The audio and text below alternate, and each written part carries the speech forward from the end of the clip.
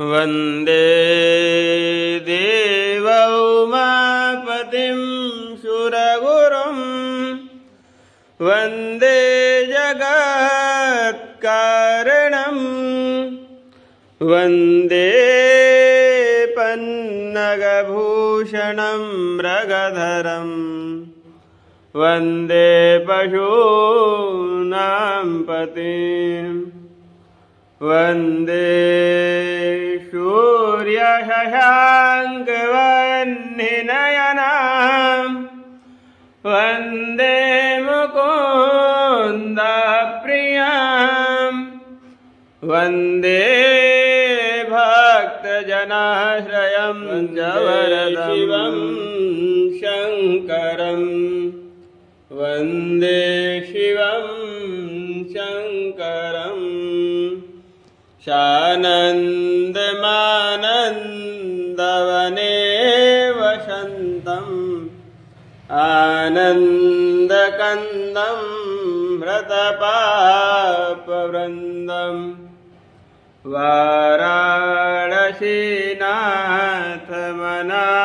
वाराणसीनाथमनाथनाथं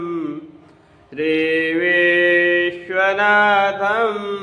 शरणं प्रपद्ये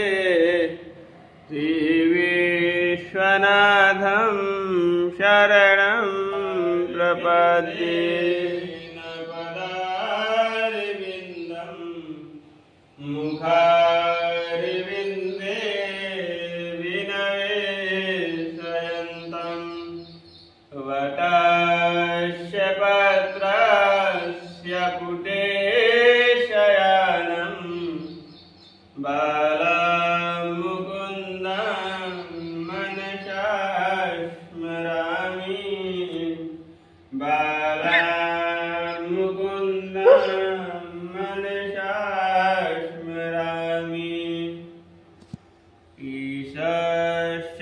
ईशसहस्रमलं परिपूर्णचन्द्रा बिम्बाकारगणगोत् अत्यद्भुतप्रहतमान्तरुषा तथापि वक्त्रं विलोक्य सहसा महिषासुरेण आधारभूता जगतस्त्वमेका महीश्वरूपेण यथा स्थितासि अपां स्वरूपा स्थितया तयैता दाप्यायते कृष्णमलङ्घवीर्ये दाप्यायते कृष्णमलङ्घवीर्ये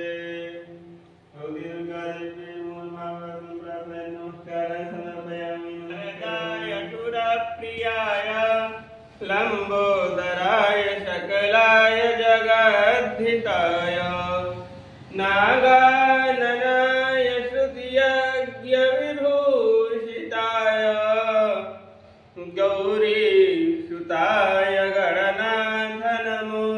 नमस्ते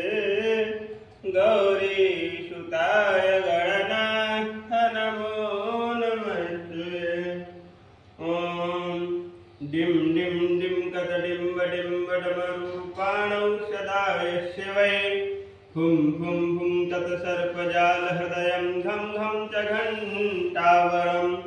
वं वं वः वं कतवं वं वः वं वं कतभं वं नयनं ध्याये शिवं शङ्करं यावत्तो धरा धरा धर धरा धारा धरा भूधरा यावच्चारु चारु चारु चमरं चामीकरं चामरं यावत्तावळ राम राम रमणं रामायणे श्रूयतां तावत् भोग विभोग भोगमतुलं योगायते नित्यशः यस्याग्रे द्राट द्राट द्रुटुममलं टंटं टंटं टंटं तैलं तैलं तु तैलं खुखुखुखुखुं खं खं खं खं शं शं खं दुहिचकितं भूपकं भूयनालं ध्यायेस्ते विप्रगारे शवशति शवलः पातु वः चन्द्रचूडा गात्रं भस्मशितं शितं शशितं कहस्ते कपालं शितं खड्वाङ्गोचशितं शितश्च वृषभः कर्णे शिते कुण्डले गङ्गाफनिशिता जटा पशुपतेश्चन्द्रनद्रशितो मूर्धनि सोऽयं सर्वशितो ददातु विभवं पापाक्षयं सर्वदा पापाक्षयं सर्वदा। प्रार्थनां प्रार्थयेतो अनंत कोटि नमस्कारान् समर्पयामि। दामशमप्रभां मृगपते स्कन्धस्थितां भीषणां कन्याभिष्करबालकेटविलसाद्धस्तः विरासेवितां हस्तये शक्रगदाशिखेटविशिखां शापं तुलं तर्जनीं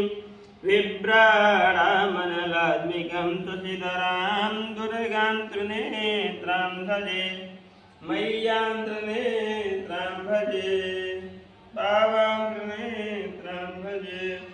गजाननं भूतगणादिसेवितं